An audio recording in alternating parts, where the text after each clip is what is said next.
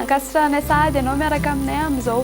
alina izao arasainay ampanajana ianao hiaraka aminay hatramin'ny faran'ny fandarany manolotra ny arahaba tompo kilasy tompoko vavy amin'ny ankapobeny dia alizay no mandrafitra ny toetry ny andro ho an'ny tapany avaratry ny nosy raha tokosaka ho maina ny tapany atsimon'ny Madagasikara iny toy hatrany zany ny atsika ho mafy kosa ny fitsokan-drivotra ny aty amin'ny tapany avaratra mety azo an'izany ihany koa tsika eto Analamangety ho anareo any amin'ny morontsiraka anosiny tokony hitandrana ihany koa ireo mpampiasa ranomasina amin'ny ilana atsinanan'ny Madagasikara iray manontolo iny fa mety ahery any ranomasina izay ny amin'iny ary fa jerentsika manaraka izao ny vinany mety ho toetry ny andro ho an'ny rapitso atombokantsika avy hatrany amin'ny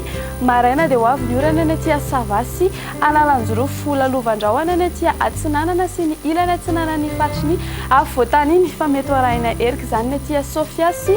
aloatra mangoro ary fandibiny rahona sy ny masoandro ho an'ny faritra sisa raha ho an'ny ariva kosa indray dia saika ho maina ny andro manerana nosy izany hoe ibalika be ny masoandro na ifandimby rahona sy ny masoandro ho avy kosa ny orana ny aty Atsinanana fa any amin'ny alina dia andrahoana ary mety ho arahina orana ny aty Sava sy ho antsika eto Analamangety raha ny vinany maripana ho an'ny rapitso ny ambany dia manodidina ny 20 ka hatramin'ny 4 degré celsius izy eto amin'ny faritry ny afovoantany ary raha ho an'ny morontsiraka kosa dia eo amin'ny 17 ka hatramin'ny 20 degré celsius eo ny maripana mafana indrindra kosa indray dia hitantsika aty amin'ny manodidina ny Mahajanga aty 13 degré celsius ary raha ho an'ny faritry ny afovoantany dia manodidina ny 20 ka hatramin'ny 14 degré celsius eo